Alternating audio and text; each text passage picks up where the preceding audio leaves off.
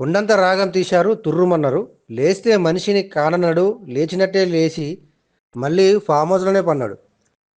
కేసీఆర్ ఏం చేసినా అదేదో వ్యూహమే అయి ఉంటుందని గులాబీలు గుడ్డిగా నమ్మారు మామూలుగా. ఎందుకంటే ఆయనే అన్నాడు కదా! నేను కొడితే మామూలుగా ఉండదని.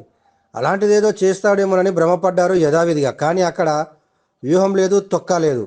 ఆ వ్యూహమే పెద్ద తొక్కలో వ్యూహం అన్నట్టుగా ఉంది. అవును, కేసీఆర్ చేసింది, పాటించింది, ఆదేశించింది, అమలు చేసింది అంతా అట్లనే ఉంది. మొత్తంగా కేసీఆర్ తొక్కల వ్యూహం వల్ల హరీషుడి పలాయనవాదంతో అసెంబ్లీలో బీఆర్ఎస్ జీరో అయితే రేవంత్ హీరో అయ్యాడు. కృష్ణా జలాల నీటి వాటాల విషయంలో మొదలైన వివాదం నువ్వంటే నువ్వు అనే రేంజ్లో సాగుతోంది.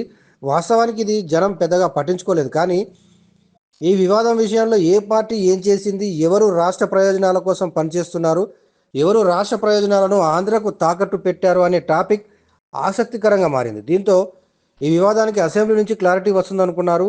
కేసీఆర్ కూడా ఇంతింత పెద్ద పెద్ద మాటలు మాట్లాడిండు కాబట్టి చూద్దాం ఎవరేమి చెబుతారో అని ఎదురు చూశారు. కానీ జరిగింది ఏమిటి?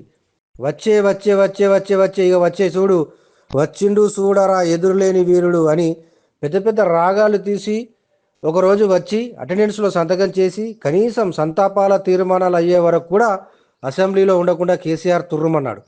గులాబీలు పెట్టుకున్న ఆశలన్నీ తుస్సుమన్నాయి. వారి భ్రమలపై నీళ్లు జల్లి మీవి భ్రమలేరావయి, నిజాలు కావని తేల్చి చెప్పాడు పెద్దసారు మరోసారి.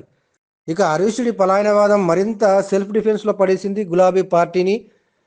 వాదనలు ఇంకా పూర్తి కాకముందే తన వాదనను బలంగా వినిపించే ప్రయత్నం చేయకుండానే ఆదిలోనే చేతులెత్తేయడం మరింతగా పార్టీని ఇబ్బందికర పరిస్థితుల్లోకి నెట్టేసింది. ఆది నుంచి అధికార పార్టీది అసెంబ్లీలో పైచేయిగా నిలుస్తూ వస్తోంది. కేసీఆర్ వ్యూహం, దాన్ని వ్యూహమని అనొద్దు. ఎందుకంటే అహంకారం ఇంకా వీడని వారి ప్రవర్తన, వ్యవహార శైలి దృశ్యరూపమనే చెప్పాలి. అందుకే అక్కడంతా వారు ఫెయిల్ అయిపోయారు. జనాల ముందు మరోసారి ఫూల్ అయ్యారు.